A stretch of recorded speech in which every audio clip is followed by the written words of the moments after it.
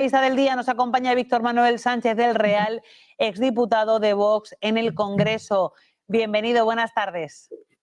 ¿Qué tal? Buenas tardes y noches.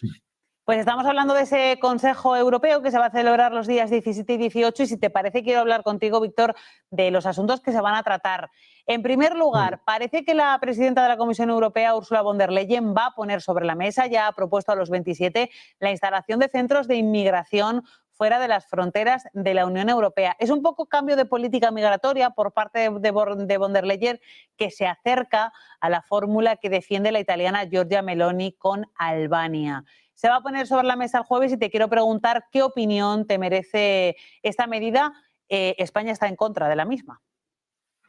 A ver, hay varios aspectos. En primer lugar está el cambio de opinión que se produce en el marco de la Unión Europea con respecto a la inmigración. La inmigración que siempre se ha dicho que no era un problema, ahora se convierte en un problema y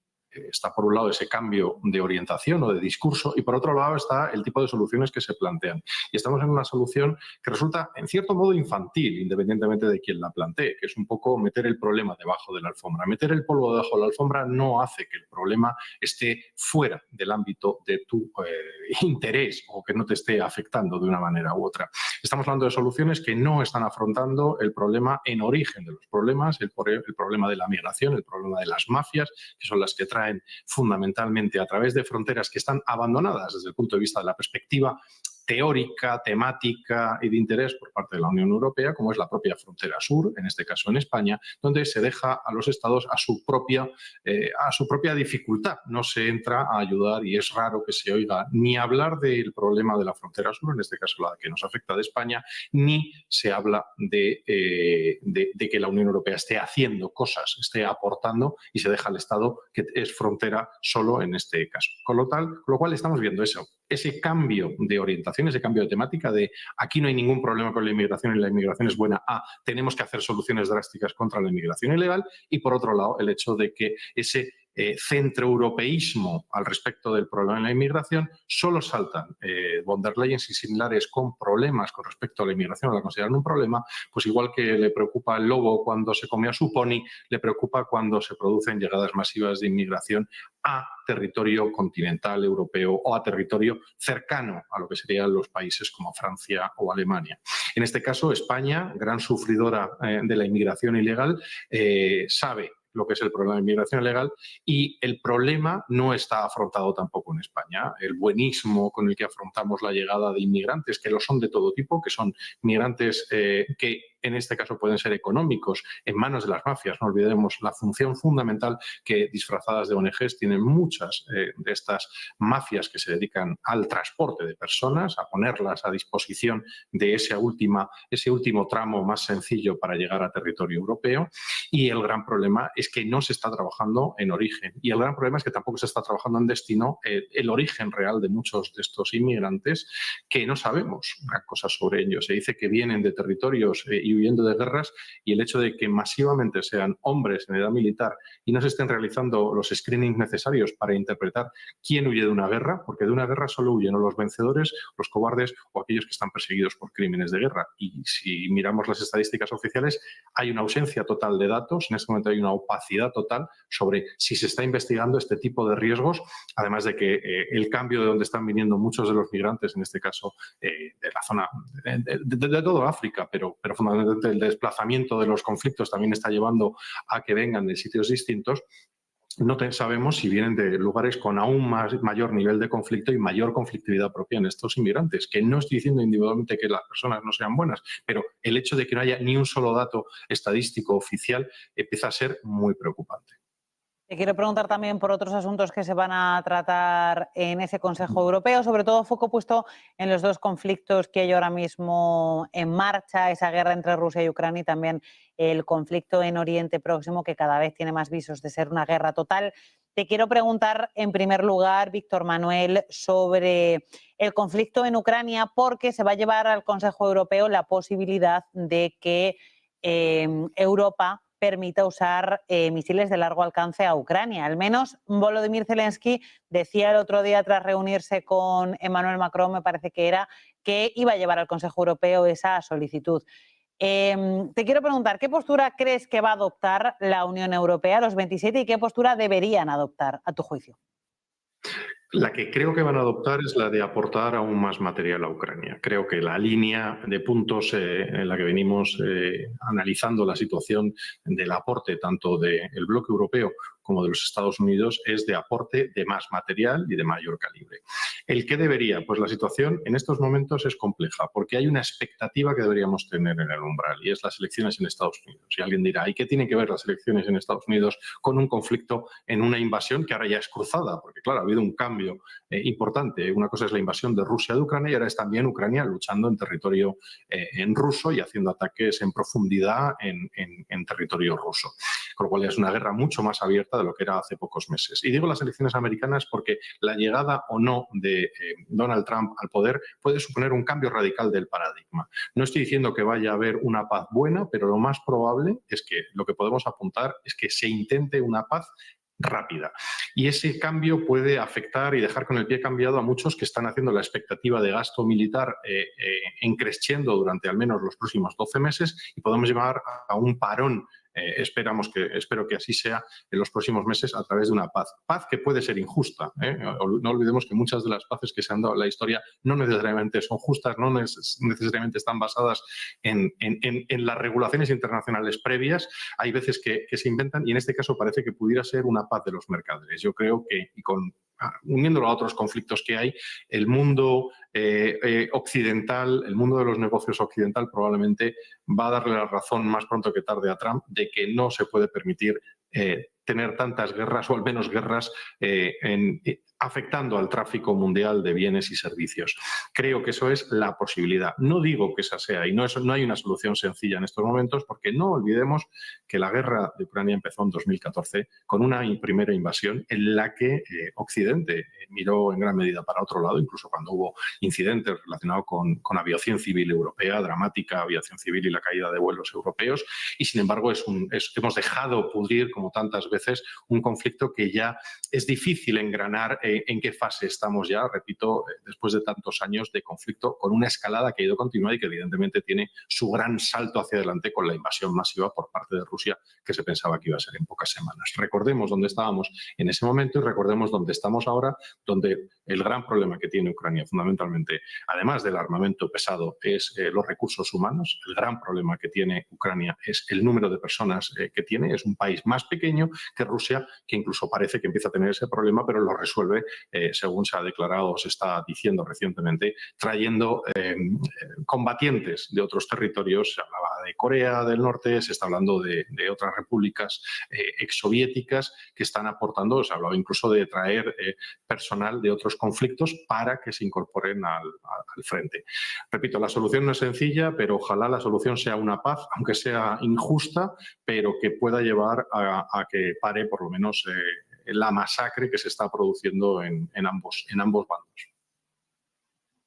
Complicada, te quiero preguntar también por la situación en Oriente Próximo. En el Consejo de la Unión Europea va a estar también esa petición que han hecho países como Francia y España de dejar de suministrar armamento a Israel en medio de este contexto en el que hay países,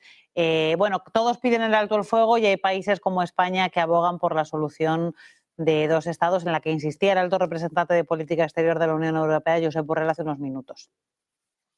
Bueno, la posición española que es distinta a la posición europea en varias cosas. De hecho, el mero hecho de que don Pedro Sánchez haya sido tan honrado de recibir el apoyo de prácticamente todos los grupos terroristas involucrados o grupos combatientes que están atacando a Israel, hayan recibido desde los hutíes hasta Hezbollah, hasta incluso los talibán le hayan felicitado a don Pedro Sánchez por sus posiciones o sus avances, muchos de ellos en contra o al margen de la posición común europea, no es buena señal.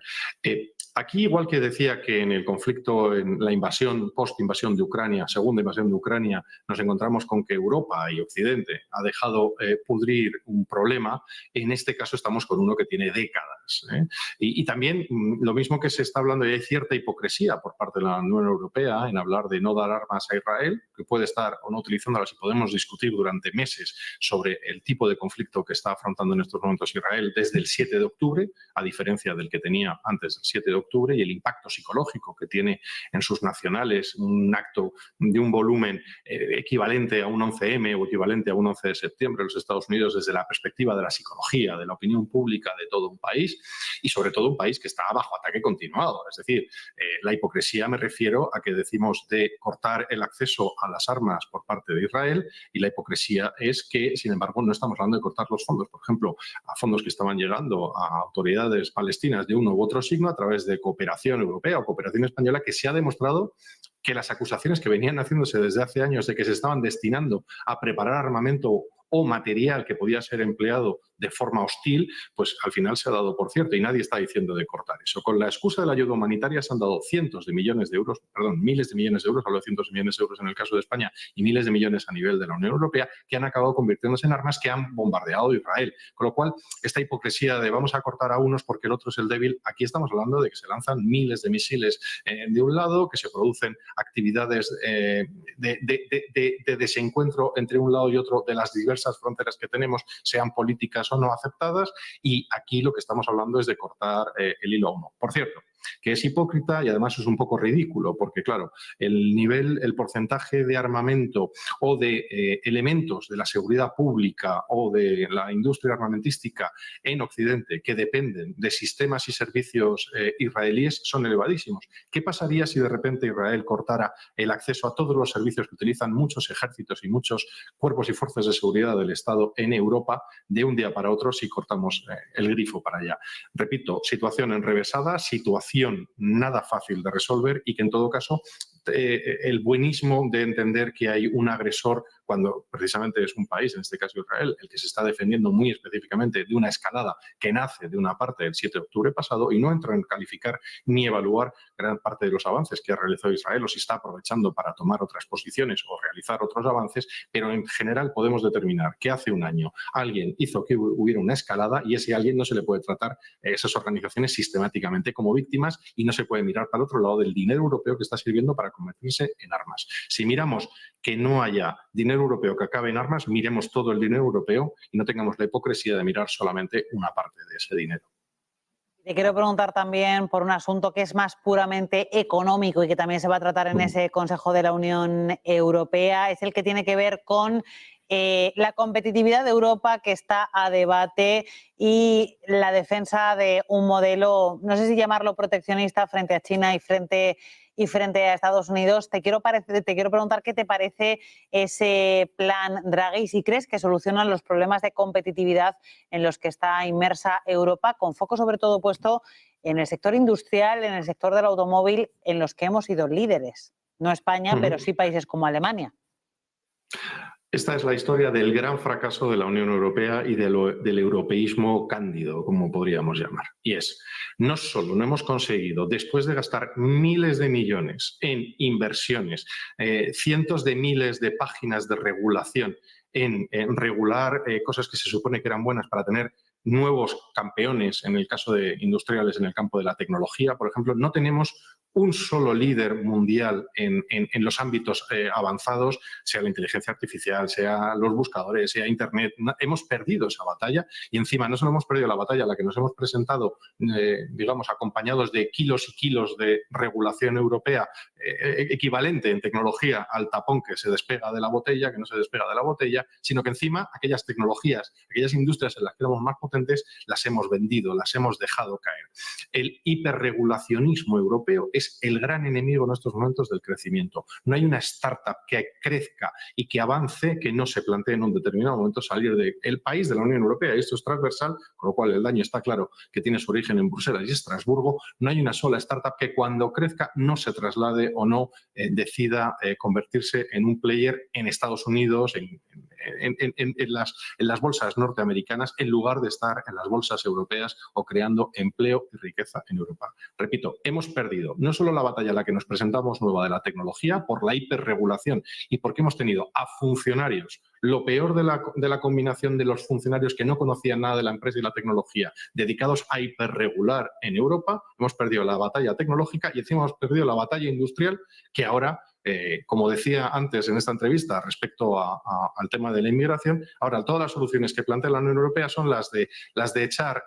debajo de la alfombra todo el polvo y todos los problemas que ha creado la propia Unión Europea en este caso, mirando para otro lado o haciéndolo mal. En este caso, la idea es absolutamente ridícula de convertirse ahora, de poner limitaciones, de poner,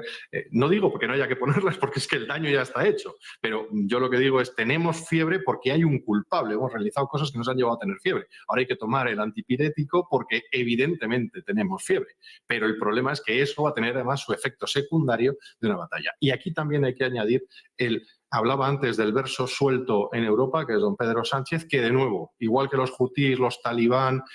Hamas o Hezbollah, es su presidente favorito. Yo creo que tendría mayoría de votos en estos momentos en gran parte de los territorios controlados por grupos terroristas en Oriente Medio. Es también el favorito de China, porque en menos de un viaje, no sabemos por qué, de repente antes se caían camino de Damasco y de camino a Beijing, don Pedro Sánchez se cae y decide que va a defender la industria automovilística china, siendo España una de las pocas industrias que tenía sólidas de industria tradicional, como es la del automóvil, y la otra, la de la bicicleta, cuando también España es un país que ha tenido un historial de producción en industrias incluso vinculadas a la producción de bicicletas. Con lo cual, nadie entiende, o si alguien me lo debería explicar, igual yo soy muy torpe, el por qué es el favorito de los terroristas de Oriente Medio y ahora es el favorito de China defendiendo los intereses de China en Europa,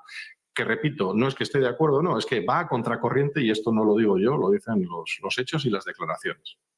Pues Víctor Manuel Sánchez del Real, exdiputado de Vox en el Congreso, periodista y economista. Un placer compartir contigo este rato. Gracias.